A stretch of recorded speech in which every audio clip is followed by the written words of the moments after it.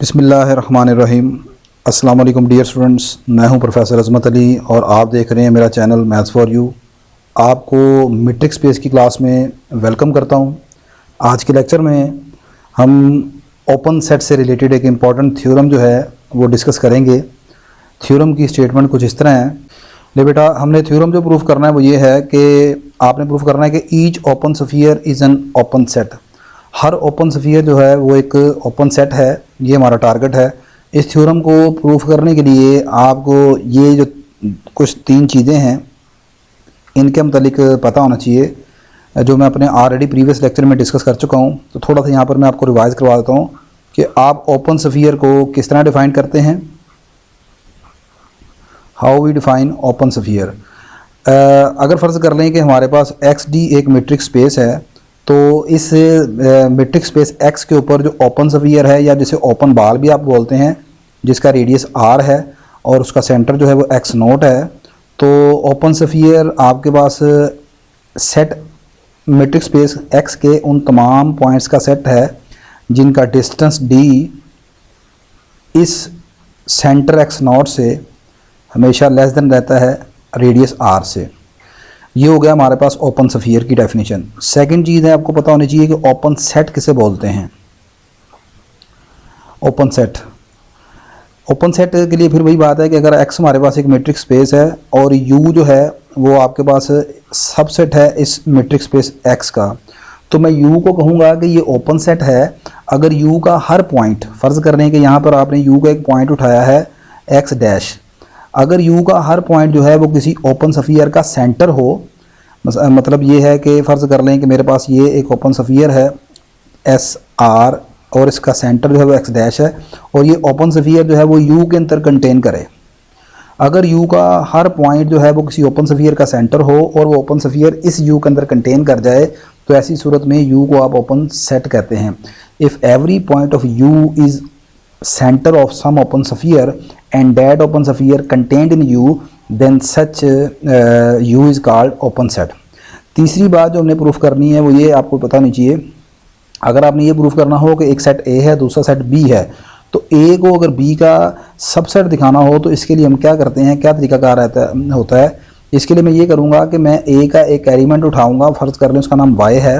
Y जो है वो A का एक आर्बिट्रेरी एलिमेंट है और बाद में मैं ये प्रूफ करूँगा कि यही y जो है वो b का एलिमेंट है। ठीक है, तो एट द एंड में कहूँगा कि y चूँकि आर्बिट्रेरी एलिमेंट था a का, तो दिस इंप्लाइज a जो है वो b का क्या है, सबसेट है। तो इस थ्योरम को प्रूफ करने के लिए ये तीन चीज़ें आपको यहाँ पर इस क्लियरेंस होनी चाहिए इनकी। तो अब हम मूव करते हैं थ्योरम के प्रूफ की तरफ।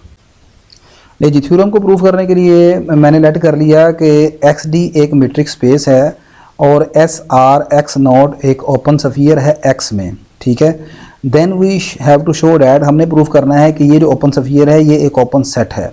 फॉर दिस लेट हम लेट कर लेते हैं कि अब यहाँ पर ये ओपन सेट है ना, हमने दिखाना है कि एस आर एक्स नॉट जो है, we need to show that कि एस आर एक्स नॉट ये एक ओपन सेट है। ये पहले ओपन स्फीयर है, अब ये ओपन स्फीयर है, तो अगली चीज़ ये है कि हमने ये दिखाना है कि ये ओपन सेट है। This is open sphere. अब हमने दिखाना है कि ये ओपन सेट है। ये ओपन सेट कब होगा, ओपन सेट तब होगा अगर मैं इसके अंदर से एक एलिमेंट x उठाऊं, इस x के ऊपर एक नया ओपन स्फीयर बनाऊं। ठीक है, जिसका नाम यहाँ पर हमने एस आर एक्स रख लेते हैं विद रेडियस आर डैश, और फिर ये दिखाऊंगा कि ये जो ओपन स्फीयर नया ओपन स्फीयर बना है जिसका सेंटर x के ऊपर है, और x कौन है, इस ओपन स्फीयर का पॉइंट है, और ये जो है ये इसके अंदर कंटेन कर गया है एस आर एक्स नोट के।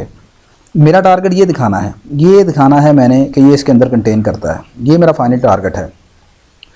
तो लेट कर लिया कि एक्स एक आर्बिट्रेरी एलिमेंट है इस ओपन स्फीयर का जिसका सेंटर एक्स नोट के ऊपर है, and consider an open sphere, और एक नया ओपन स्फीयर बना रहा हूँ जिसका रेडियस ये है एस आर डैश एक्स।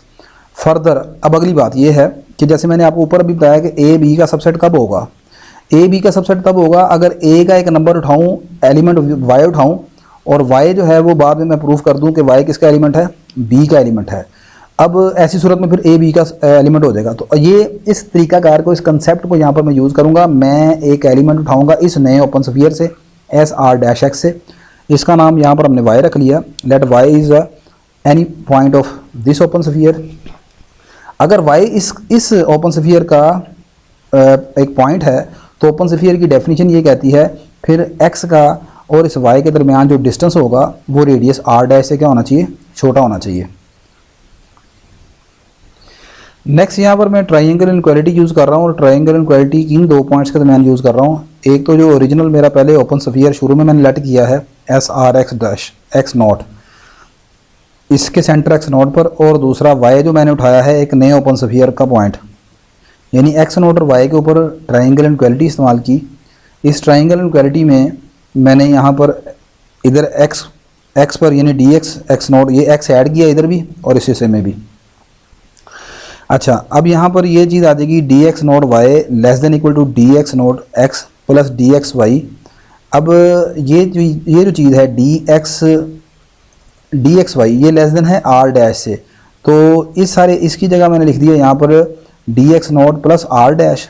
ठीक है, अब आर डैश जो है वो यहाँ पर आपका रेडियस है और रेडियस हमेशा पॉजिटिव होता है, तो यहाँ पर मैं लेट कर लेता हूँ कि आर डैश जो है वो R minus D X not X के बराबर है। यानी कि दूसरे अल्फाज में मैंने यहाँ पर ये दिखाना है डी एक्स नॉट वाई जो है ये लेस देन आना चाहिए रेडियस आर से, तो इसकी जगह मैं यहाँ पर ये लेट कर रहा हूँ R minus D X not x.